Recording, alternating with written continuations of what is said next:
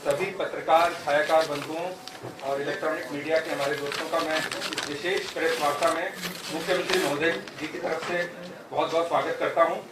आज हमने finance department के सहयोग से DIPR विभाग ने एक छोटी बुकलेट प्रकाशित करी है जिसमें बजट एट ए ग्लांस है। तो ये कई बार होता है कि स्पीच बड़ी लंबी होती है तो पूरी स्पीच जो है आम जनता या और लोग पढ़ नहीं पाते हैं। तो हमारा उद्देश्य है कि एट ए ग्लांस जो मेन फीचर्स है बजट के वो इस बुकलेट के माध्यम से ये सॉफ्ट कॉपी में भी उपलब्ध होगी, सबको जानकारी के लिए होगा। तो मैं अनुरोध करूंगा CM साहब से इसका अनावरण करें।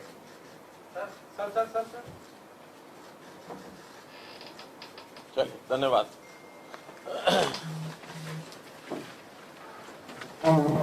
ये तो पत्रकारों के लिए बनवाई हुई है। दे ही दो मुझे, ये शायद काम आ जाए। ये पत्रकारों के लिए आप ही को देंगे, आप ही को दोगे। देखने को तो मैं भी देख सकता हूँ, लेकिन देंगे आप ही को।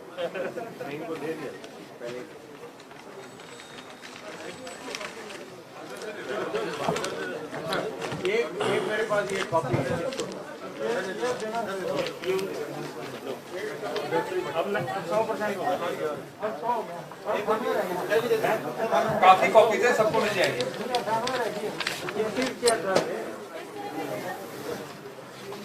तो मित्रों,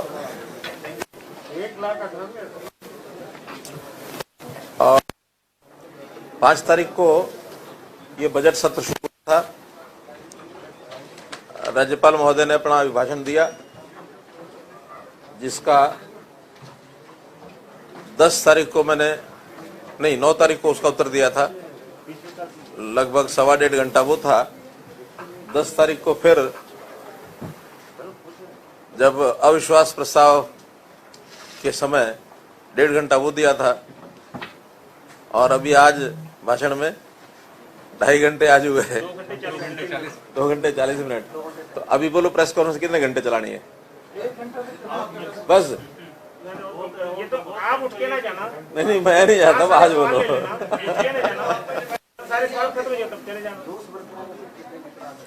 नहीं, मुझे तो सब कह रहे हैं ना कि क्या कर रहे हो आप। इतना लो, चलिए, आनंद के लिए बात कर रहा हूँ। से आपका जवाब आता है, इसलिए आप बड़े। तो आज कुल मिलाकर के जो बजट प्रस्तुत किया गया है, इसका वैसे आप लोगों ने सीधा इसका प्रसारण भी सुना ही है, और अभी ये जो पुस्तिका दी गई है ये भी एक सारांश है, उसी का ही बनाया है, और आप लोगों को ये भी उपलब्ध करा दिया है। अब इसके आज की बातचीत में 2 तरीके हो सकते हैं। एक तो मैं दोबारा से फिर उन सारी चीज़ों को रिपीट करूं, और एक ही हो सकता है कि सीधे ही जो आप लोगों तक बात पहुंची है उसमें से अगर आप शुरू करेंगे, किसी बात के बारे में कोई पूछना है, बताना है। एक सुझाव हमारा ये है CM साहब, पहले कि थोड़ा सा ब्रीफ में आप मोटे बिंदु इसके जो आपको बजट बनाने के पीछे मकसद रहा वो बता। देखिए, एक तो बजट कोरोना का जो पीरियड था उसकी कठिनाई आप समझते हैं सारी। उसके बावजूद भी हमने जो पिछला बजट था उसमें 13% की वृद्धि की है। इस बार का बजट जो हमारा है 1,55,000 करोड़ रुपए का ये बजट हमने पेश किया है।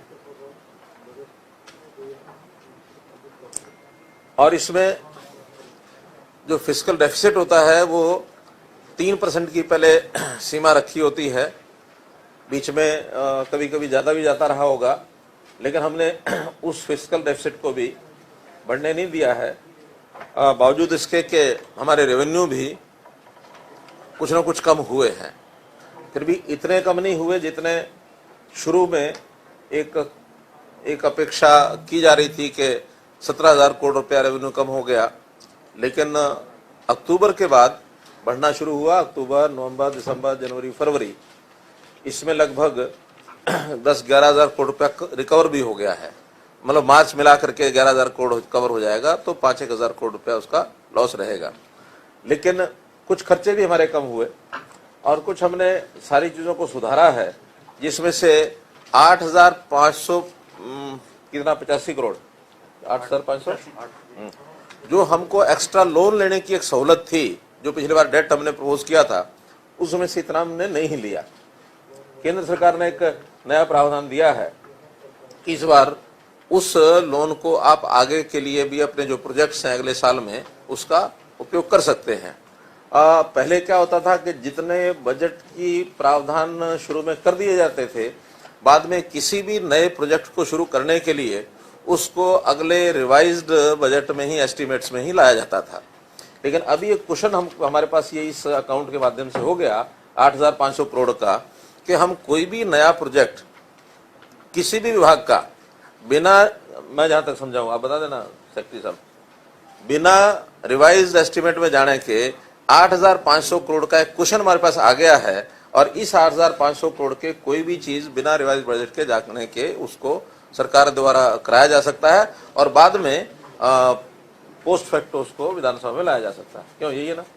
हाँ, तो इस प्रकार का एक रिवॉल्विंग फंड ये रहेगा ताकि कभी भी सरकार को नई योजना बनाने में कठिनाई ना आए।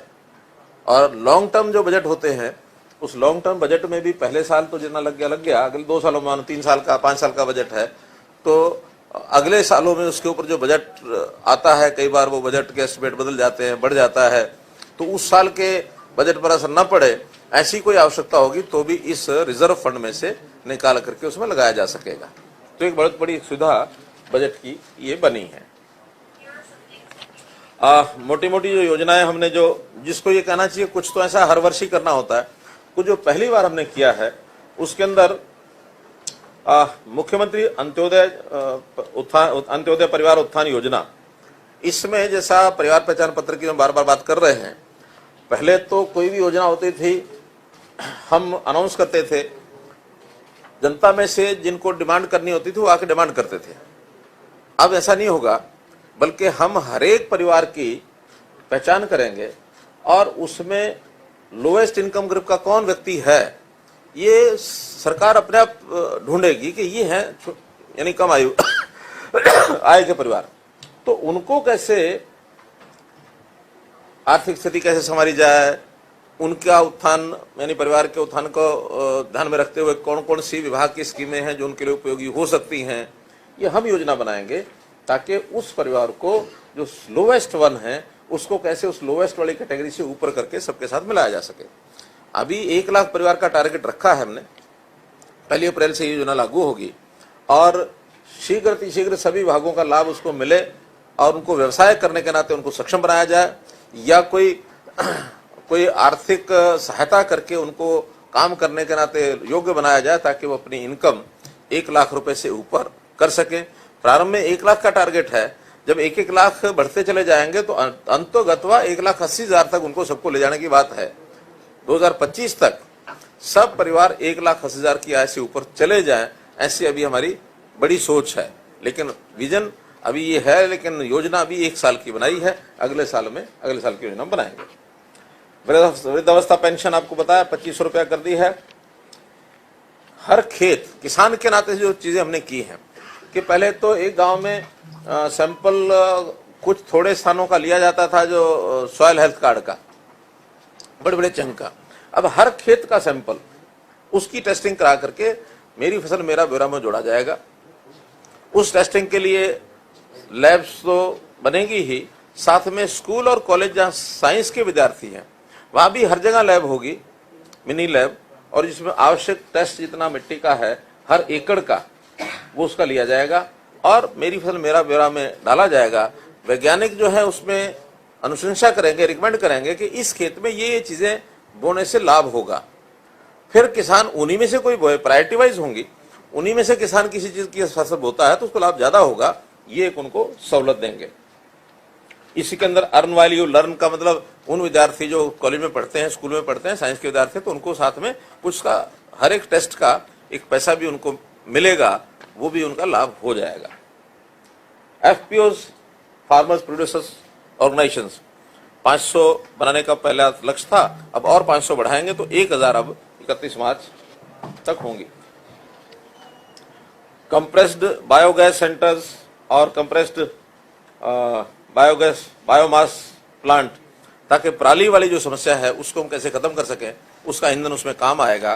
तो ये भी हम हमारा पेट्रोलियम डिपार्टमेंट केंद्र से बात करके हम करेंगे। जैविक खेती और जीरो बजट खेती, प्राकृतिक खेती, इस ओर हालांकि ये पिछले साल की हमारी योजना थी, लेकिन कोविड के कारण से जो उसका विस्तार में करना था वो नहीं कर पाए, एक सेमिनार होकर रह गया। उसके बाद 6-7 बड़े कार्यक्रम ट्रेनिंग के करने थे, वो नहीं हुए। अब उसको वहीं से लागू करेंगे और इस वर्ष 3 लाख एकड़ ये हमने टारगेट उसका रखा है। एक किसान मित्र योजना जो पहले से आप बताई थी, उसका स्पेसिफिक एक आ गया है कि अब हम, जैसे कहा जाता है भी किसान जो है वो आर्थिक के पास तो कभी भी जाके पैसा ला सकता है, वो उसका क्या बोलते उसको, एटीएम है।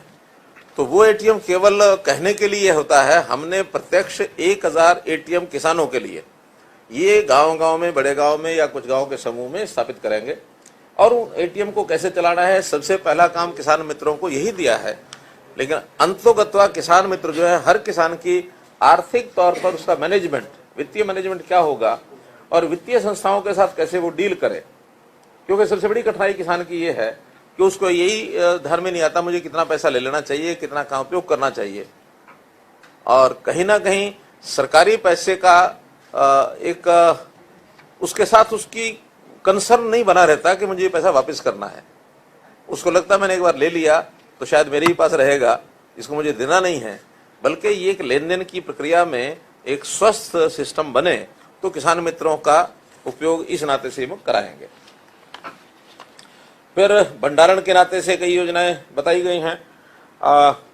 एक हरियाणा एग्रो इंडस्ट्री लिमिटेड जो हमारा निगम जो है 2000 आउटलेट खोलेगा जहां एडिबल्स, उनको पैक्ड एडिबल्स को बिक्री की व्यवस्था की जाएगी, या जो चीजें सामान्यतः किचन में उपयोग होती हैं ऐसी पैक्ड चीजों का और वो आउटलेट्स होंगे और 2000 लोगों को ये रोजगार मिलेगा। बल्कि 2000 की बजाय 2000 सेंटर पर मैं तो मान के चलता हूँ एक पर 2 आदमी भी काम करेंगे तो 4000 को मिलेंगे, क्योंकि एक ही आदमी के साथ कई बार व्यवसाय नहीं, 2 आदमी कम से कम उसमें जरूरत होती है।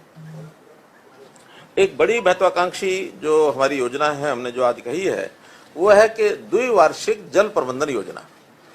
यानी जल जो है ये बहुत हमारे लिए एक ऐसी संपत्ति है कि इसको हमको हर दृष्टि से each drop to be preserved.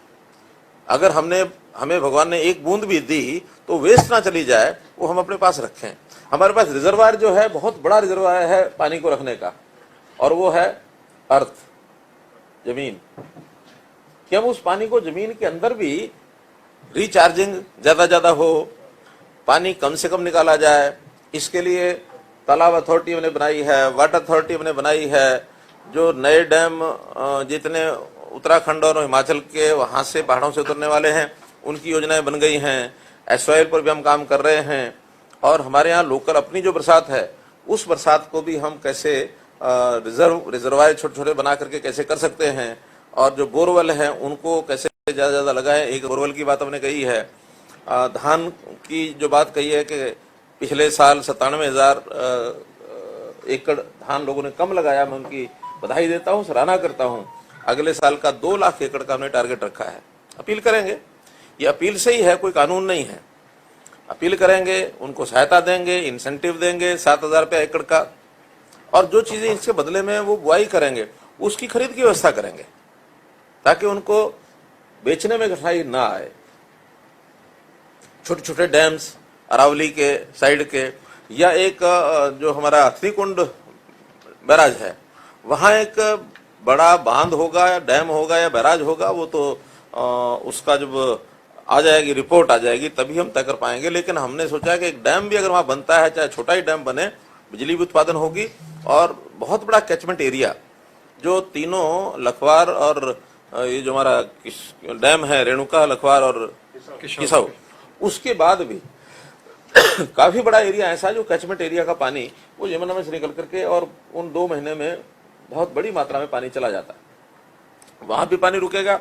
उस कैचमेंट एरिया को हम सूर्यकुंड पर भी रोक पाएंगे। पानी का बहाव फिर भी आगे जाने के लिए पर्याप्त होगा। उस पानी का उपयोग हम जो है अपने सिंचाई के लिए अथवा पानी की आवश्यकता पूर्ति करने के लिए वो कर पाएंगे। तो ऐसी 2 साल की बड़ी योजना, इसमें ड्रिप इरिगेशन का मामला भी है, इसके ऊपर विशेष फोकस करते हुए हमने बजट भी इसका अलग से निर्धारित किया है।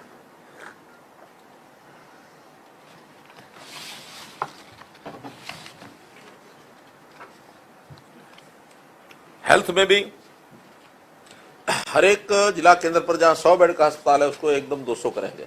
ऐसे 10 जिला केंद्र हैं जहां 100 बेड का हॉस्पिटल है, उनको अगले वर्ष में, केवल 9 ऐसा है जहां अभी कोई हॉस्पिटल सरकारी नहीं है तो वहां 100 बेड का करेंगे पहले चरण में। बाकी जगह जहां जहां 100 है वहां 200 करेंगे। ये 10 जिला केंद्र है जहां पहले 100 है, मगर 10 में पहले 200 है। हाँ, बाकी पर 200 से ज्यादा है। जैसे गुरुग्राम में ज्यादा है, फरीदाबाद में ज्यादा है, रोहतक में 100 है। रोहतक में चूंकि मेडिकल कॉलेज है। हाँ जी, इसी साल में हो जाएगी ये इसी साल की योजना है, 100 से 200। फतेहाबाद का तो जमीन होकर के उसका हो भी चुका है। जहां का भी लोगों ने नहीं भी डिमांड किए तो भी हर जिला केंद्र पर 9 को छोड़ करके बाकी जगह 200 करेंगे। फिर हमने वेलनेस सेंटर का, जो प्रधानमंत्री जी ने जब घोषणा की थी उस समय हमारे 20 वेलनेस सेंटर हमने बनाए थे। तो 1000 वेलनेस सेंटर बनाने के लिए, क्योंकि व्यक्ति बीमार न हो उस ओर हमने आगे बढ़ना है।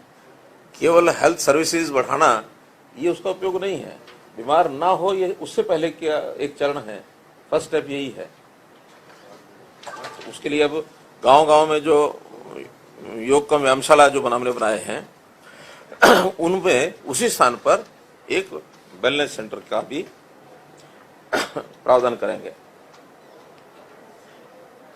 आयुष्मान, इसके लिए मैंने 8 ऐसी श्रेणियां हैं, उसमें एक श्रेणी आप लोगों वाली भी है। आप लोगों की बार बार मांग आती है कि हमारा कह करके भी हुआ नहीं है, उसका एक सिस्टम बन गया है और उसमें आय आधारित ये सिस्टम बनेगा। 1,80,000 की आय को तो पूरे का पूरा 5 लाख का लाभ मिलेगा, लेकिन 5 लाख तक की आय का वो अनुपातिक लाभ या तो देंगे, स्कीम बनाएंगे, या फिर उसमें कुछ प्रीमियम ऐड करेंगे और उसके कारण उसके साथ फिर 5 लाख की, क्योंकि ट्रस्ट मॉडल पर हमने शुरू करना है। ये केंद्र का जो पहले प्रावधान है, सहायता मिलती है, वो केवल जो SCCC डाटा में पहले से है उन्हीं का मिलता है। उसके अलावा बाकी हमने स्टेट की ओर से करना है और वो एक ट्रस्ट मॉडल के आधार पर किया जाएगा। उसकी प्लानिंग बन जाएगी और जल्दी उसकी घोषणा कर देंगे। लेकिन इसमें 8 श्रेणियां और लाभान्वित हो जाएंगी। फिर नई शिक्षा नीति के बहुत से प्रावधान हैं, उनको 2030 तक लागू करने की बात कही गई है केंद्र सरकार के द्वारा। हम उसको 2025 तक लागू कर देंगे, ऐसा हमने शिक्षा मंत्री जो केंद्र के हैं निशंक जी, उनको मैंने कहा है कि उन्होंने हमारी प्लानिंग मांगी भी है कि कैसे प्लान कर रहे हैं। तो उसमें बहुत से प्रावधान जो आज बताए हैं कि जो संस्कृति मॉडल स्कूल, इसका एक बड़ा एक क्षेत्र हम उसे लागू करने वाले हैं ताकि शिक्षा का स्तर ऊपर उठे, अध्यापक भी अच्छे उसमें आए। उसमें गरीब विद्यार्थियों को मुफ्त शिक्षा देंगे और जो पे कर सकते हैं वो उसके हिसाब से उसकी योजना सब बनाएंगे। और इसी में जो आंगनवाड़ियां हैं उनको अपग्रेड किया जाएगा। उसमें 4000 प्लेवे स्कूल उसी में से बनाए जाएंगे, क्योंकि अभी आंगनवाड़ी सेंटर्स का जितना अच्छा उपयोग होना चाहिए उतना भी नहीं होता है। वहां का स्टैंडर्ड लेवल बढ़ा करके, ताकि आम परिवार भी या कामकाजी महिलाएं वो भी अपने बच्चों को वहां छोड़ करके जा सकें। केवल इतना ही नहीं कि बच्चों को वहां मुफ्त में भोजन मिलना है, खाना मिलना है, दूध मिलना है, उसी के लालच में जाएं। इसके बजाय जिनकी आवश्यकता है, कामकाजी महिलाएं हैं, कमाती हैं, लेकिन उनको क्रच भी चाहिए, उनको प्लेवे स्कूल भी चाहिए, तो क्रच और प्लेवे स्कूल इसके ऊपर फोकस करेंगे। 2 जगह पर हमने विचार किया कि KG to PG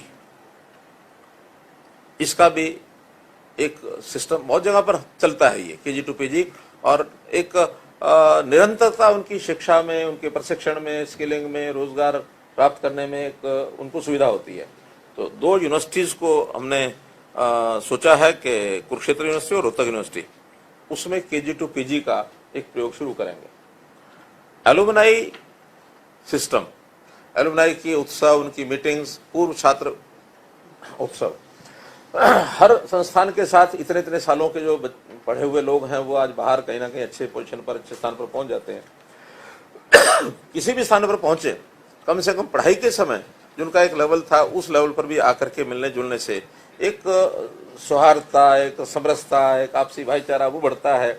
और बहुत से विदेशों में देखते हैं हम कि बहुत से ऐसे साधन संपन्न व्यक्ति हैं जो किसी संस्थान से पढ़ करके गए हैं, वो बहुत काम करते हैं बड़े स्थानों पर। वहां आने के बाद ये भी लगता है कि उन संस्थानों की आर्थिक सहायता करने के लिए भी अलुमनाई आगे आ सकते हैं। करोड़ों रुपया इकट्ठा होता है जब हम देखते हैं कुछ संस्थानों का इस प्रकार का वार्षिक, कभी कभी कोई करते हैं, लेकिन हम इसको जितने हमारे उच्च शिक्षा के संस्थान हैं उनमें शुरू करने का एक प्रावधान इस बार से हम करेंगे। एक विवाद का समाधान, ऐसा एक कार्यक्रम बनाया जाएगा। जितने प्रकार के ऐसे विवाद हैं जो बहुत लोगों को प्रभावित करते हैं, उनकी कोई ना कोई योजना बनाकर, पॉलिसी बनाकर, और सरकारी चाहे उसके अंदर कोई योगदान भी करना पड़े या कोई कानूनी या पॉलिसी का प्रावधान ऐसा करना पड़े ताकि ये सारे विवाद समाप्त हों। एक एक विवाद, एक एक व्यक्ति का विवाद जब अलग अलग हम देखते हैं तो लाखों की संख्या में लिटिगेशन ये कोर्ट्स में पड़ी होती है।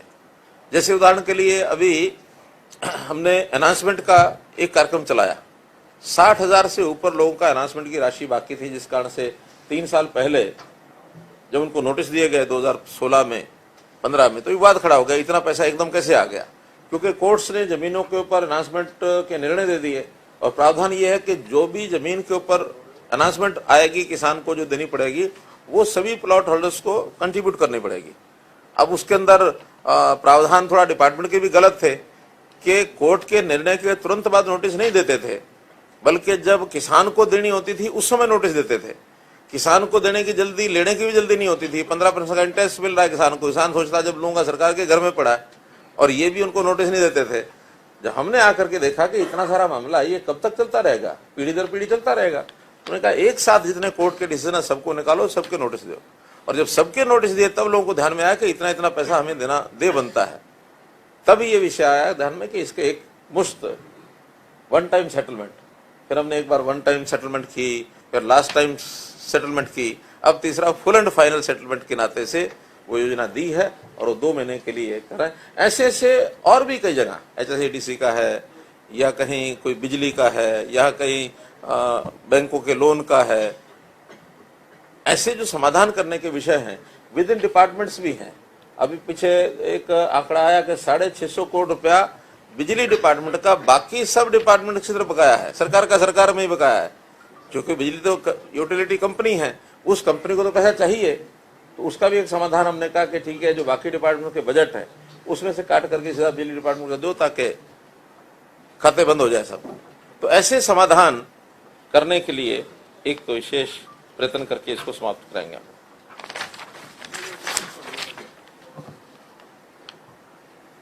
शहरों में पट्टे पर, किराए पर म्युनिसिपैलिटीज की दुकानें 20-20 साल से पहले की भी लोगों के पास हैं। थोड़ा बहुत किराया देते हैं, लेकिन वो कुछ कर नहीं सकते। अगर टूट भी जाए तो भी उनको मरम्मत करने के लिए डिपार्टमेंट से परमिशन लेनी पड़ती है, कोर्ट से जाके ऑर्डर लेना पड़ता है।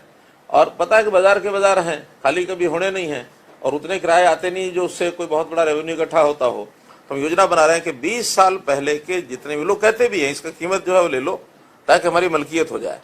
तो उसकी योजना बना रहे हैं कि आज का जो रेट है उस रेट के हिसाब से, या उसमें थोड़ी कंसेशन उनका जो ड्यूरेशन ऑफ पोजेशन है उसके हिसाब से थोड़ा कंसेशन दे करके और एक प्लानिंग बनाएंगे ताकि वो लोग पैसा भर के अपने नाम करा लें, वो मलकियत उनकी हो जाए।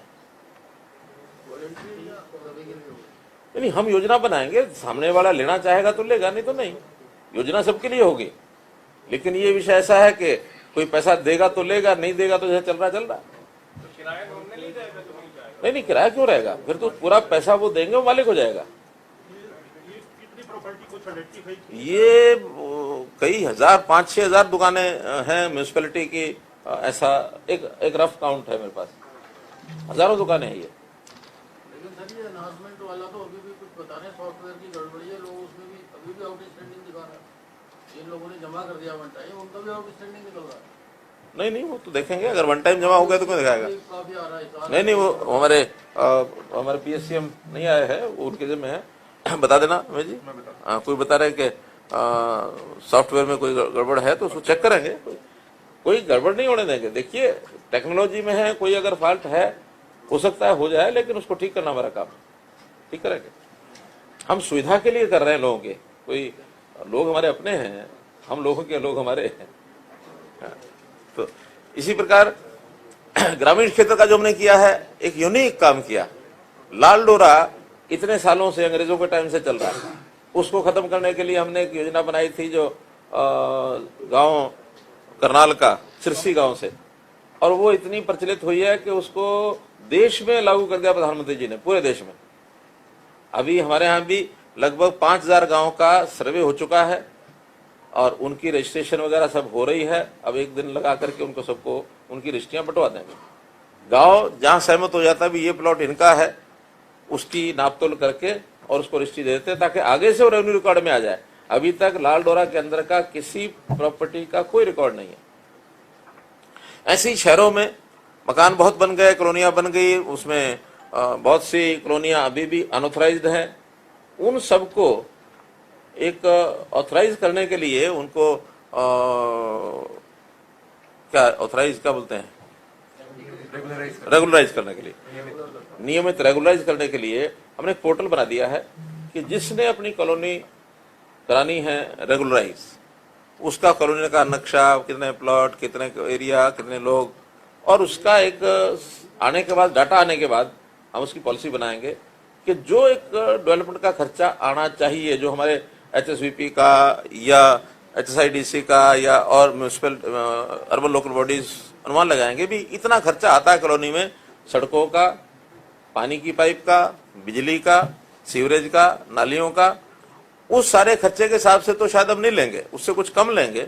एक प्लानिंग बना करके और उसका घोषणा कर देंगे भी ये पैसा जमा कराते जाओ और अपने कॉलोनी को ऑथराइज करते जाओ। लेकिन इसके बाद एक भी नहीं बनेगी, उसके लिए रजिस्ट्रेशन में हमने 7A का जो क्लॉज डाल करके रजिस्ट्रियां सब बंद कर दी हैं। कोई अनऑथराइज प्लॉट की कॉलोनी अब कोई नहीं करा सकेगा।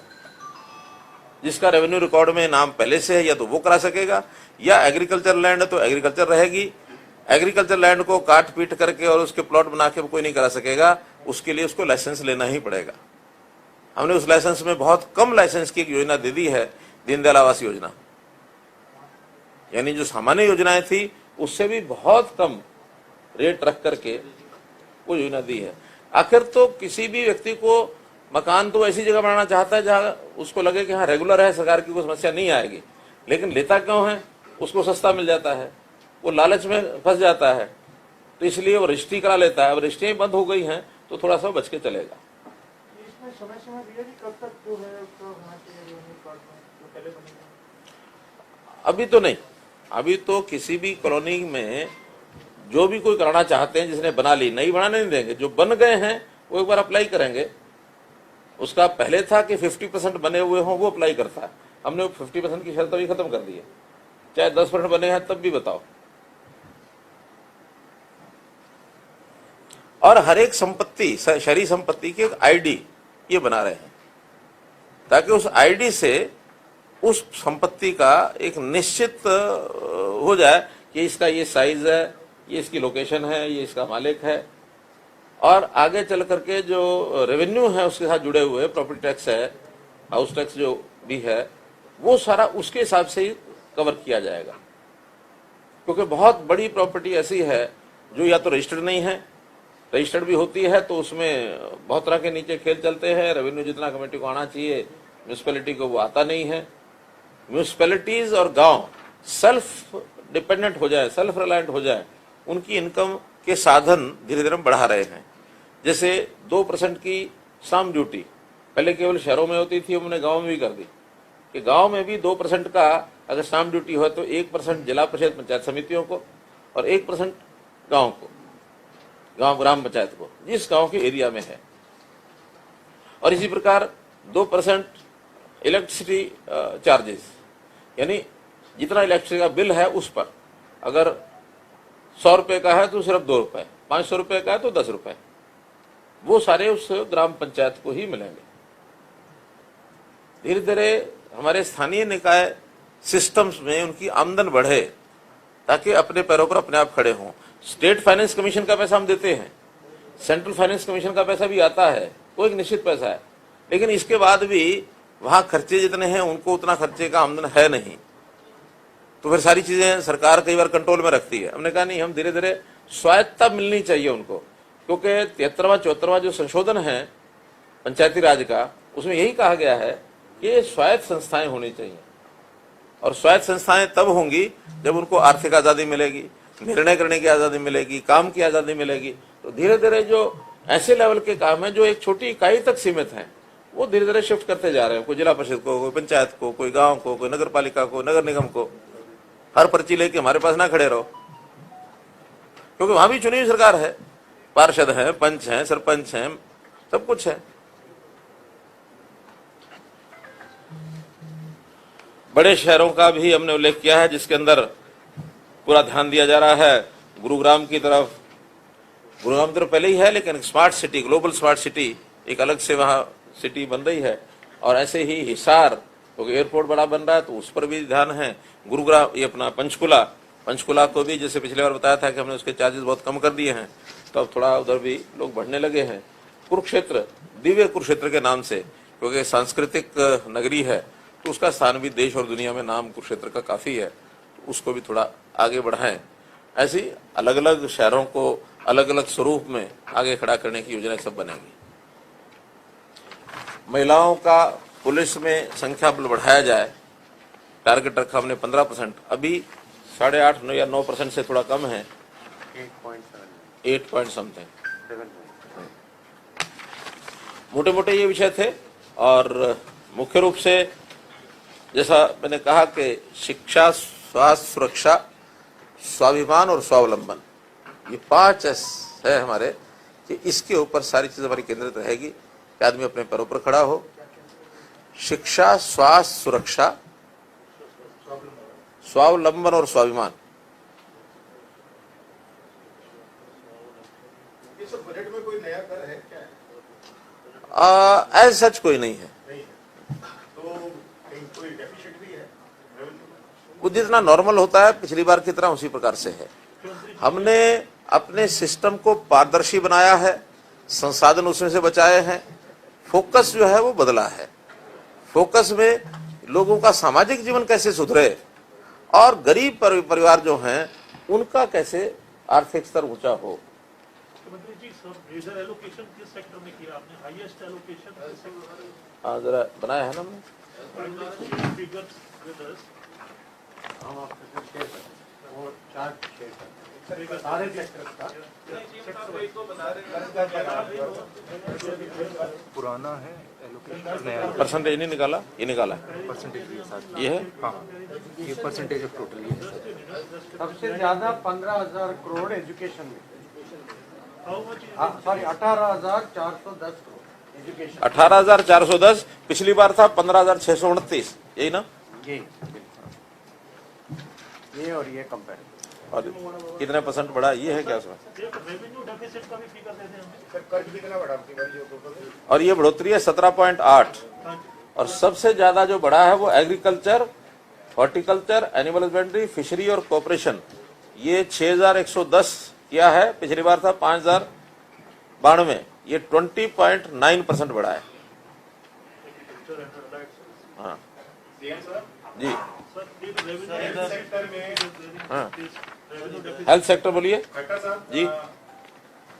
पेंडेमिक की वजह से हेल्थ सेक्टर में I believe investment would have been more last, अगर आप कंपेयर करें तो अराउंड अबाउट 35% थी 2019-20 से 2021 में, इसका सिर्फ 9% है। नहीं 35% कभी किसी से में नहीं बढ़ी, लास्ट टाइम भी हाईएस्ट था एजुकेशन में, और वो मुझे लगता है 15-16% ही हाईएस्ट था, या 18% होगा।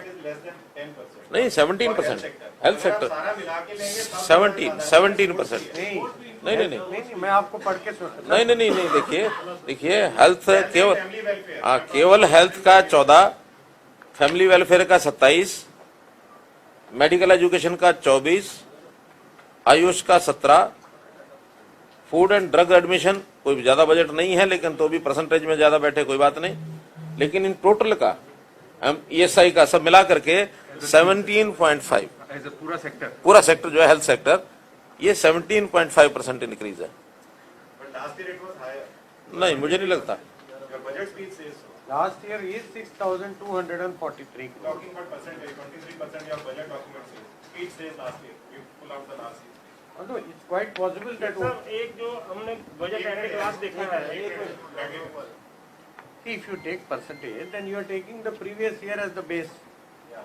उससे पहले वाले ईयर का बेस लिया तो उसको और इसको कैसे कंपेयर करें? Anyway, what I'm saying is that if the increase was 23% last That year. is true, but वो 23% पिछले साल का बेस के ऊपर है ना, वो फर्क तो आएगा।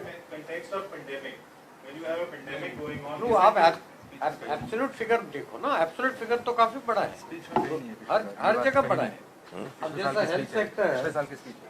इसमें नहीं आंकड़ों में कह रहे हैं ना, 1920 में 4,000 करोड़ खर्च हुआ, 4,795 करोड़, और 2021 में 6,243 करोड़ खर्च हुआ, और अब जो किया हमने 7,337 का प्रावधान रखा, तो 337।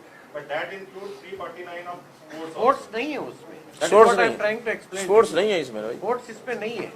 वो स्पीच Health sector में थीमेटिक वर्जन में स्पोर्ट्स वेलबीइंग करके उसमें पैराग्राफ आया था, बट मैं दोबारा पढ़ के सुना देता हूँ। इसमें आप लिख लेना, इसमें health, family welfare, medical education, Ayush, food and drug administration, employed state insurance, बस यही है।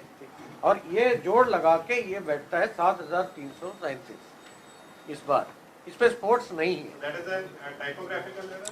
It is not a typographical error की स्पीच में, जैसा आपको ये बजट में भी दिया गया था, जो सिमिलर थीम्स को कवर करते हैं उनको इकट्ठा पढ़ा गया था। जैसे स्पोर्ट्स एंड हेल्थ एक पर्सन का वेलबीइंग को इम्प्रूव करते हैं, इसीलिए वो साथ लगाया गया। बट जो आप क्वेश्चन पूछ रहे हो उसको हमने हेल्थ में नहीं गिना, वो इकट्ठा पढ़ा गया थीमेटिक, वो ईज ऑफ लिविंग में एंड हेल्थ एंड वेलबीइंग में जोड़ा गया था। हेल्थ एंड वेलबीइंग में स्पोर्ट्स को स्पीच में लिया गया था, बात सही है वो, लेकिन दैट डजंट मीन स्पोर्ट्स इसमें इंक्लूड किया। स्पोर्ट्स का आंकड़ा अलग दे दूंगा मैं, आप जोड़ लगा लेना। So 7,731 crore doesn't include sports. 7,337 नहीं। Doesn't include sports. और इसमें एक, हाँ, इसमें एक मैं आंकड़ा मैं बता देता हूँ, मैं पढ़ रहा हूँ इसमें। देखिए, मेडिकल एजुकेशन का पिछले साल का हमारा थोड़ा ज्यादा था, क्योंकि मेडिकल कॉलेजेस सारे हमने पिछले साल घोषित किए थे, उसका बजट वो पिछले साल में ज्यादा था, 600 करोड़ रुपया इंक्रीज किया था। इस बार उसमें इंक्रीज 400 करोड़ रुपया है, क्योंकि उसमें काफी कंस्ट्रक्शन पहले काम हो चुका काफी। और मेडिकल कॉलेजेस तो कंप्लीट होने के बाद फिर कोई नया और घोषणा करेंगे तब होगा। Health इस and बार family welfare में भी 400 करोड़ के करीब ही है। 4200 था पिछली बार, अब की बार 4600। नहीं, हेल्थ में 4094, हाँ 46, सॉरी और पिछली बार 3,770 पिछली बार 4,000 ही था, 4,000 से कम था थोड़ा सा। 4200। नहीं, 4,000 इस बार 4600 है। इस बार 4600। पहले 3,777 प्लस 230, 3,900 समथिंग करा दें। कागज दे और देंगे। देखिए कुल मिलाकर के एक और मैं बता रहा हूँ, पिछले बार का जो बजट है वो भी फाइनल आंकड़े तो उसके आने हैं। पिछले बार हेल्थ में तो ठीक है, खर्च कम नहीं हुआ होगा, हेल्थ में तो बराबर हुआ ही होगा। बहुत से ऐसे फील्ड भी आएंगे जो हमारा पिछली बार का एस्टिमेट था उससे कम खर्च हुआ होगा कोविड के कारण से। खास करके जो हमारे इंजीनियरिंग के जितने भी काम थे उसमें 2-2.5 महीने तो बिल्कुल काम ही नहीं हुए, तो उसका भी तो, जैसे 8,500 करोड़ रुपए हमने लोन कम लिया, इसीलिए कम लिया ना कि हमारा खर्च कम हुआ। तो बहुत चीजों का पिछले बार के साल के हिसाब से कहीं थोड़ा ज्यादा होगा, कहीं कम होगा, लेकिन ओवरऑल जो है हमारी जो प्राथमिकता है वो जैसे बताया कृषि क्षेत्र है, हेल्थ है और सोशल सेक्टर है, इन 3 चीजों में है। ये जो बजट कराया था इस बार जो टोटल बजट एस्टीमेट में जो 2021-22 में टोटल कर्ज कितना अनुमानित होगा, पहले बजट एटे क्लास में आता था। इस बार 2021-22 में कितना होगा ये नहीं बताया, परसेंटेज लिख दिया कि इतना परसेंटेज टोटल स्टेट जीडीपी का होगा, जीएसडीपी का, जो कि 2.28 लाख करोड़ बनता है अगर हमने कैलकुलेशन जो की है। ये इसमें डाटा इस बार मिस किया गया है, और 1,99,000 करोड़ का 2021 का रिवाइज एस्टीमेट भी दिया गया था। मैंने बताया ना कि जितना पिछली बार था उससे हमने 8,500 करोड़ रुपया कम लिया है। पहले तो कम कर दो ना पिछले बार में ही। मैं टोटल आंकड़े की बात कर रहा हूँ। 1,99,000 तो बाईस का आया आगे की बात है। 21-22 में अनुमानित कितना है कि हरियाणा में कितना खर्च होगा? कहें तो मैं जवाब नहीं नहीं आप जो 2 करोड़ 28 लाख आपकी बात समझ गया मैं। आप ये पूछ आंकड़ा रहे हैं, नहीं है इस बार, मैं समझ गया, मैं बता रहा हूँ। कितना अनुमानित है? मैं एक मिनट, वो इसका कारण ये है कि हम अभी हमने एस्टिमेट किया कि 3.8%। वो 3.8% कैसे निकला? दोनों का फर्क, जो खर्चा और रिसोर्स, इन दोनों का बीच का जो डिफरेंस है वो निकला। नहीं पूरा करने दीजिए, एक मिनट पूरा करने से क्लियर हो जाए। अब अगले साल जीडीपी कितना होगा? पिछले बार हमने जीडीपी 9 लाख करोड़ कुछ एस्टिमेट किया था, आप देख लीजिए पिछले बार के डॉक्यूमेंट। उसके बाद वो कॉन्ट्रैक्शन हुआ, कॉन्ट्रैक्शन होके भारत सरकार ने 121 फिगर लिया, जो ये CAG। तो इसीलिए हमें अगले साल का जीडीपी कितना होगा उसका परसेंटेज कैलकुलेट करना मुश्किल है। हम कोई एस्टिमेट ही कर सकते हैं। अभी तो वी आर होपिंग कि कॉन्ट्रैक्शन हुआ, वी आर होपिंग कि आगे जाके वी शेप रिकवरी होगी, 11% रिकवरी होगी, जो इस बार उससे बढ़ के अगर वो सब हुआ तो वी विल, और परसेंटेज और गिर जाएगा, क्योंकि जीडीपी अगर ज्यादा हो गया परसेंटेज गिरेगी। अगर जीडीपी, एक मिनट पूरा करने दीजिए प्लीज, अगर जीडीपी कम हुआ तो परसेंटेज बढ़ेगी। नंबर एक प्रॉब्लम ये है, अगले साल का कितना जरूरत पड़ेगी, उसमें एक प्रॉब्लम ये है। दूसरा, अगर मान लीजिए वो वी शेप रिकवरी होती है तो रिसोर्सेज ज्यादा हो जाएंगे, डेट और कम हो जाएगा। सेकेंड, थर्ड, पिछले साल का 8,000 करोड़ जो बचा हुआ है वो अगला साल के लिए हमने ट्रांसफर किया, लेकिन कोशिश करेंगे वो भी कम से कम ले।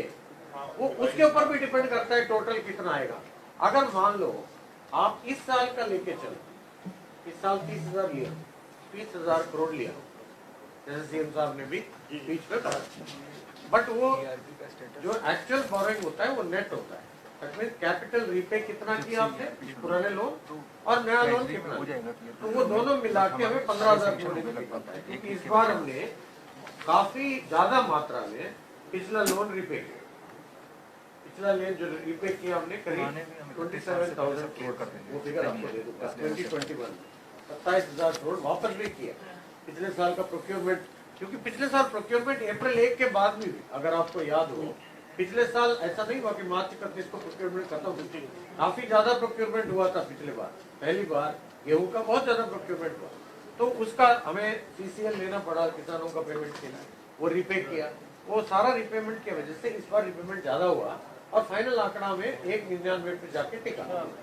अब उसी बेसिस पे चाहोगे तो 228 हो जाए, यू आर राइट, बट वो होगा नहीं होगा, इट्स डिफिकल्ट टू से, बिकॉज अभी जीडीपी का जो क्या रहेगा वो बाद में पता चलेगा। और देखिए इसमें मोटी बात यह है कि हमारे जो पैरामीटर्स हैं वो FRBM के अनुसार 3% पहले होता था, अब 5 हो गया है। इसलिए हम कितना भी ले लेंगे हमारा स्कोप तो बढ़ ही गया है, लेकिन हमने ये तय किया है कि हम 5 तक नहीं जाएंगे, हम 4 तक भी नहीं जाएंगे।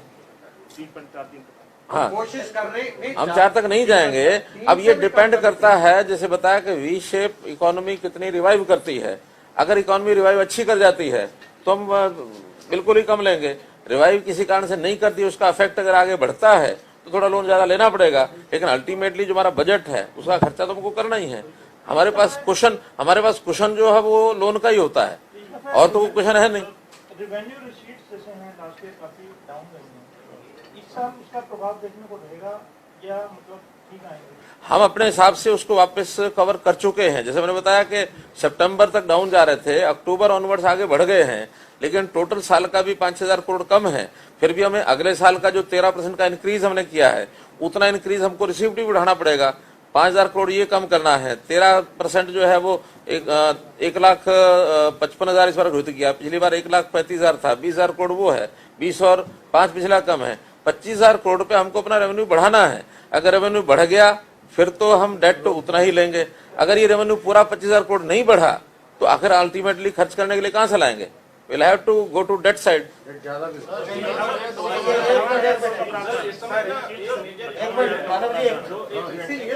प्रावधान रखा, लेकिन हमने वो एनालिसिस में नहीं दिखाया, बिकॉज़ एनालिसिस को डिस्टॉर्ट। चलो आप पूछ। किसान आंदोलन है वो एक मेजर पंजाब पड़ोसी स्टेट है हमारी, हालांकि वहाँ चुनाव भी है, तो हम क्या कह सकते हैं कि हरियाणा के बजट में किसान और खेती के लिए कितना आपने एलोकेट किया? अभी हाँ, अभी देखिए मैंने आंकड़े बताए हैं एग्रीकल्चर का, agriculture, farm welfare, horticulture, animal husbandry, fishery and corporation, इसके अंदर हमने 20.9% बढ़ाया है।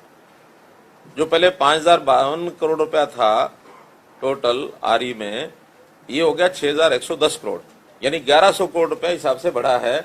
और इसमें मैं अगर जोड़ना चाहूंगा तो इरिगेशन जरूर जोड़ना चाहूंगा, क्योंकि एक प्रकार से जो इरिगेशन का सारा विषय है वो भी किसान के ही काम आता है। तो इसलिए वैसे तो रूरल डेवलपमेंट भी उसके ही सिस्टम में काम आता है। इसमें अलग से इरिगेशन कहाँ है? इरिगेशन है सर, यहाँ नीचे है, देखिए इंजीनियरिंग में 5081 अगेंस्ट 289। तो अब इरिगेशन में कितना पैसा बढ़ा देखिए, 75%। जो ये 2829 करोड़ रुपया था वो इस बार 5081 यानी 5100 करोड़ रुपया लगा रहे हैं। क्योंकि माइक्रो इरिगेशन पे जोर दे रहे हैं, वो इरिगेशन में मिक्स हो गया। पॉन्ड अथॉरिटी है, वो भी इरिगेशन में बुक होता है, यानी 2900 करोड़ से 5100 करोड़ रुपया। इसको पूरा करने दीजिए। 2000 करोड़ यहाँ, 1000 करोड़ वहाँ, 3000 करोड़ एग्रीकल्चर में बढ़ोतरी है, 3000 करोड़ एक्स्ट्रा। जबकि दोनों मिलाए तो पहले 7000 करोड़ था, अब 10,000 करोड़। एक एक करके अब रवि की बात सदन से हर बार इसी तरीके के आंकड़े घुमा के रखते हैं, आंकड़ों के अलावा इस बजट में कुछ नहीं है, वो निराशाजनक बता रहे। विपक्ष की इस बयान को कैसे? देखिए, अब मैंने कोई आंकड़ों पर बहुत जोर लगाया भी नहीं है इस बार। हमेशा बजट में आमतौर पर आंकड़े प्रस्तुत किए जाते थे। मैंने इस बार कम से कम आंकड़ों के ऊपर गया हूं। मैंने तो आपको सारी बातें पहले ही बताई हैं कि हमारा फोकस किस चीज पर है। हमारा फोकस जो है, एक तो जैसे मैंने बताया कि अंतिम व्यक्ति जो है पायदान पर खड़ा है उसको कैसे सुखी किया जाए, एक। दूसरा, एजुकेशन की पहले जो हमारा इंफ्रास्ट्रक्चर के नाते जो हमने बढ़ाना था वो बढ़ाया। अभी खास करके जो नई एजुकेशन पॉलिसी आई है उसमें एजुकेशन का एक आमूलचूल परिवर्तन अगले 5 साल में होना है, जिसका बेस हमने रख दिया है। तीसरा, जैसे कृषि और इरिगेशन, पानी का 2 साल की योजना हम बना रहे हैं कि पानी बहुत महत्वपूर्ण विषय होने जा रहा है हमारे लिए आगे। तो इसके लिए उसका 75% जो इरिगेशन के ऊपर हम बढ़ा रहे हैं, ये अपने आप में एक बहुत बड़ा फैक्टर है। तो कृषि और हमारा पानी और एजुकेशन और हेल्थ में 2 विषय हैं, एक है मेडिकल एजुकेशन, एक है हेल्थ सेक्टर। हालांकि मेडिकल एजुकेशन भी हेल्थ सेक्टर में ही आता है, लेकिन हेल्थ में केवल हेल्थ सर्विसेज को नीचे गांव तक ले जाने के लिए हमने जो बताया कि हर जिला केंद्र के ऊपर 200 बेड का हॉस्पिटल होगा। हर CHC को उसमें हम व्यवस्थाएं जो है डायग्नोस्टिक की व्यवस्थाएं बढ़ाएंगे। जिला अस्पतालों में हम प्राइवेट बेड्स वो सब जगह लाएंगे। ICU हर एक जिला हॉस्पिटल के अंदर ICU का प्रबंध करेंगे। आज नहीं है सब जगह ICU, वेंटिलेटर्स, ICUs, डायलिसिस, ये चीजें धीरे धीरे जिला केंद्रों पर जहाँ 200 बेड का हॉस्पिटल हो जाएगा उसमें ये सारी चीजें लागू करेंगे।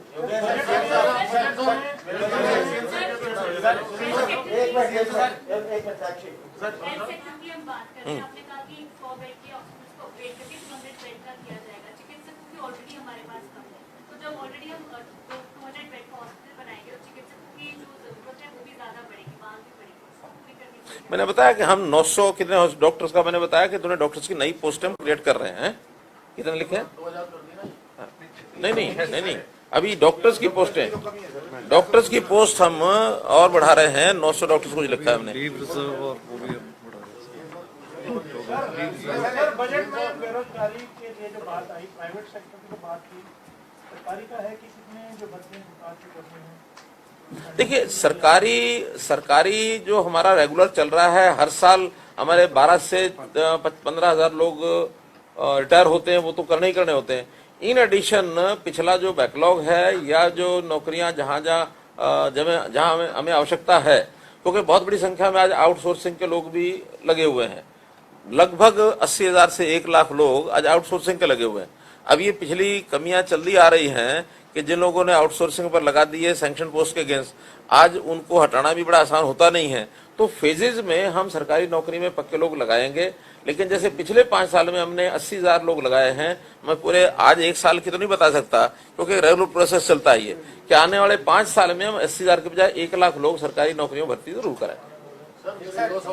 यानी 1 साल 1.5 साल हो गया, 3.5 साल हो रहे हैं। विधानसभा में था सर कि जजपाल मतलब जो क्या उनको कर दिया जाए, उसमें भी अब की बार 250 रुपए बढ़ाए सर, इतनी उम्मीद ज्यादा की जाती। नहीं, अब उम्मीद करने का तो क्या होता है, उम्मीद कोई भी करेगा। आखिर भैया हम तो क्या है, हम तो इधर से लाते हैं उधर ले जाते हैं, उधर से लाते हैं उधर ले जाते हैं। वो एक है ना, एक वो जिसमें एक वो है दोहा, क्या वो कहता है कि तेरा तुझको अर्पण क्या लागत है, मेरा जनता का है, जनता के लिए जनता को दे दिया। तो इसलिए अपेक्षाएं जो होती हैं, इधर बढ़ाओगे उधर घटेगा, उधर बढ़ाओगे इधर घटेगा, तो इसलिए वो उनका है। और मैं इस बारे में इतना ही कह सकता हूं कि हरियाणा में ये पेंशन जो है 2,500 रुपए की, पहले 2250 की थी, आज 2,500 की। ये देश भर में इतनी पेंशन, सोशल सिक्योरिटी पेंशन कहीं नहीं है, हाईएस्ट वन है।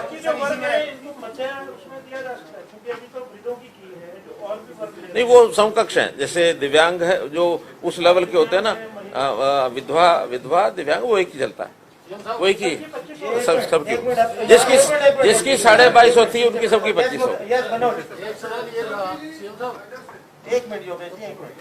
मुख्यमंत्री जी सारी बातें इसमें देखी, काफी पढ़ने की कोशिश की और जैसा आपने सवाल भी पूछा, कर्ज को लेकर स्थिति साफ नहीं है। इसमें साफ जिक्र क्यों नहीं किया गया कि कितना कर्ज है। जैसा आपको मालूम था कि पिछले वित्तीय वर्ष में 1,99,000 करोड़ के आसपास कर्ज है, तो और जो हमारी SGDP है वो 8.3 के हिसाब से बढ़ रही है।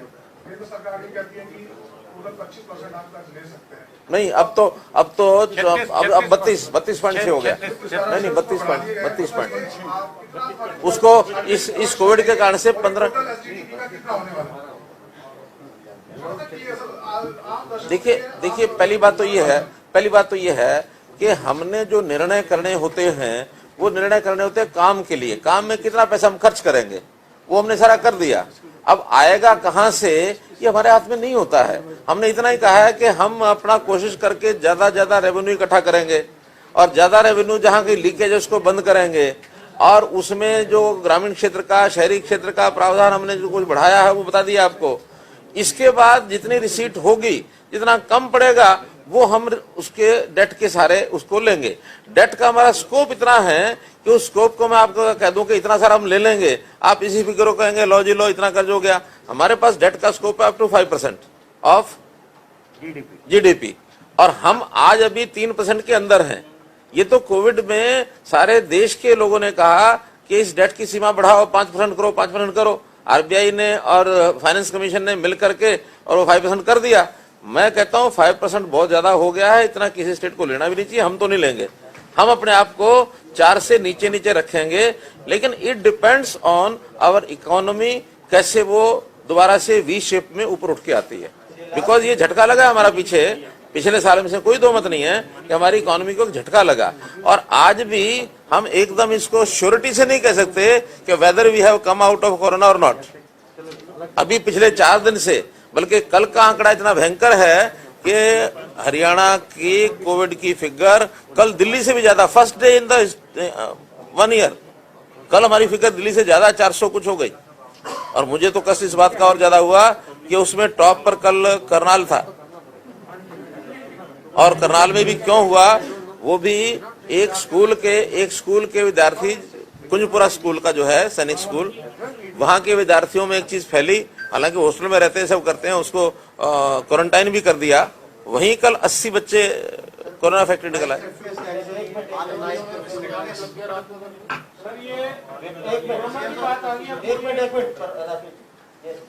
कितना चुनौतीपूर्ण रहा है ऐसी परिस्थिति में इस बजट को बनाना। और दूसरा, जनप्रतिनिधियों की सहभागिता जो है, पिछली बार भी अपने सुझाव दिए गए थे, इस बार कितने सुझाव जो है जनप्रतिनिधियों की ओर से दिए गए और बजट की प्रति में कितनों को जगह? देखिए, वैसे तो पिछली बार भी 500 के लगभग विषय आए थे, लेकिन उसमें जो बजट में सम्मिलित करने वाले 200 सुझाव थे। 200 में से 70 समथिंग पर काम पूरा हो चुका है। 130 या 120 समथिंग पर काम चल रहा है। 200 सुझाव ने उसमें शामिल किए थे। इस बार जो हमने अध्ययन किया है तो 400 कुछ सुझाव आए, जिसमें से 53 या 54 ही ऐसे थे जो बजट में शामिल करने लायक थे। बाकी सभी डिमांड्स थी, मेरे यहाँ ये कॉलेज बना दो, मेरे यहाँ ये कर दो। वो सुझाव नहीं होते हैं बजट के लिए, वो एक डिमांड्स होती हैं। डिमांड्स हमने डिपार्टमेंट्स को भेज दी हैं, कितनी पूरी होंगी वो डिपार्टमेंट देखेंगे, लेकिन सुझाव जो हैं लगभग 53-54 जो थे वो उसमें से ज्यादातर सम्मिलित कर लिया। कोरोना की आपने बात की कि दोबारा चिंतनीय विषय हो रहा है, तो इसके लिए एक तो क्या रणनीति दोबारा अपनाई जा रही है? क्या कोई पार्टली जो हम लोग उसको लॉकडाउन या कर्फ्यू की बात करते हैं तो देश में ऐसा है? दूसरा ये कि पंजाब में जो हुआ था विधानसभा के बाहर, उसमें हम आपकी प्रतिक्रिया जानना चाहते हैं कि क्या उचित था, और सुरक्षा है कि चूक भी है बहुत बड़ी, तो इसकी कोई रिव्यू करने की बात सही है? देखिए, बिल्कुल इसको उचित नहीं किया जा सकता, कहा जा सकता। हमने, क्योंकि वो अकाली दल के लोग थे, मैंने स्वयं सुखबीर बादल से उसी समय फोन किया, उन्होंने भी अनभिज्ञता जाहिर की कि नहीं ऐसा नहीं होना चाहिए और मेरी जानकारी में नहीं है। मैंने कहा बात करिए, मुझे आपसे बताइए, क्योंकि बजट के कारण से आज मेरी बात अभी हुई नहीं है। लेकिन स्पीकर साहब ने हरियाणा पुलिस, चंडीगढ़ पुलिस और पंजाब पुलिस आज शाम को बुलाया है, उसकी एक मीटिंग वो कर रहे हैं, कहाँ चूक रही है, क्या हुआ है। और मुझे लगता है कि ये एक स्पॉन्टेनियस सब हुआ है। जो मुझे बताया गया कि वो अपनी गाड़ियों में बैठे थे, पहले उनका कोई कार्यक्रम नहीं था, लेकिन जैसे ही हमारा बजट का वो समाप्त हुआ सेशन परसों, अविश्वास प्रस्ताव समाप्त होते ही जैसे नीचे मीडिया के साथ मैं आप लोगों के साथ खड़ा था, वो अचानक एकदम निकल करके आए हैं। और उस समय कोई भी एक्शन रिएक्शन करना उचित नहीं होता है, उसको बाद में हम देखेंगे। और ये जो कुछ हुआ अनुचित हुआ।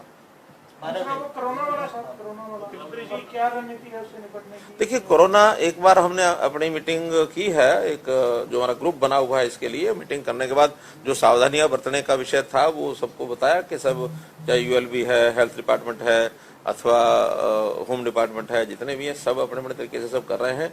तो जितनी भी सावधानियां हैं बरतने के लिए कह दिया है।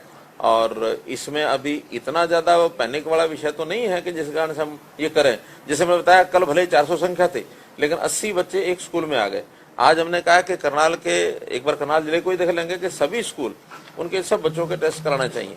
अगर कोई ऐसी अलार्मिंग बात आती है तो उस हिसाब से विचार करेंगे। और मान लो अगर कहीं नॉर्मल किसी एक आध जगह ज्यादा हुआ है तो उसके हिसाब से करेंगे। लेकिन एक बार बहुत डाउन आने के बाद थोड़ा बढ़ना शुरू हुआ है। और ये उत्तर भारत में न केवल हमारे हरियाणा में हुआ, दिल्ली में भी हुआ, पंजाब में भी कल काफी हुआ है। पंजाब में भी शायद 1,000 के आसपास कल लोग जो हैं वो आ गए हैं दोबारा। तो ये दोबारा से बढ़ने का, कल देश भर में ठीक होने वाली संख्या 11,000 थी और वैसे 16,000 जो अफेक्टेड लोग आए हैं। तो एक समय ऐसा जब आया था कि ठीक होने वाले ज्यादा थे, अफेक्टेड कम आ रहे थे। अब वो थोड़ा सा वी शेप बना है, तो इस पर ध्यान लगाए हुए हैं। टेस्टिंग का विषय भी है जी, जो कल नीति आयोग के जो चेयरमैन है उन्होंने कहा कि टेस्टिंग और ट्रेसिंग ये कम हो गई थी, क्योंकि कोरोना के थोड़ा लोग, हरियाणा में भी कम हो गया, 15,000 के आसपास टेस्ट है। अगर ये 35,000 के आसपास टेस्ट हो जाएंगे तो ये एकदम से कम हो गया। दोबारा से ध्यान करेंगे इसको। मुख्यमंत्री जी, जो आपका कैपिटल एक्सपेंडिचर कितना है इस पर, और ये लास्ट ईयर के कंपैरिजन कितना है? देखिए हमारे फाइनेंस सेक्रेटरी बताएंगे। एक मिनट, एक जवाब दे रहे हैं। हाँ, ऑन करके बताओ। ऐसा है कि 19-20 में हमारा इंफ्रास्ट्रक्चर के ऊपर एक्सपेंडिचर जो हुआ, कैपिटल और रेवेन्यू का ये ब्रेकअप है। 18,975 हुआ था 19-20 में, और अब जो 20-21 में वो 7,000 रह गया। जैसे सीएम साहब ने भी बताया था, तो लॉकडाउन के कारण काम ही नहीं हुए कहीं, वो काम अब इस साल एक्सटेंड करेंगे। इस बार 38,718। 21-22 में ओनली इंफ्रास्ट्रक्चर के ऊपर 10,557 तो हमने रेगुलर एलोकेशन में रखा। नहीं, अगला बता रहे, अगले पूछ रहे हैं ना, 21-22। कैपिटल है 38,718। Total capital expenditure 38,718 crore. और जो रेवेन्यू का है वो 75% है, 1,16,000। ये 2575 है टोटल मिला के लगभग बजट का। जी ये आपको लिख के भेज देंगे, आप लिख के भेज देना इनको, ले लेना आप इसके WhatsApp जी जी जी जी हाँ दसो आप पंजाबी च करो सी पंजाबी का सवाल उर्दू च ना करना पंजाबी च करो जी हुक्म करो सरकार ने पहली वाली पेंशन बढ़ाई सी पत्रकारां सर वो बढ़ा दो सर क्योंकि पंजाब ने ओ भाई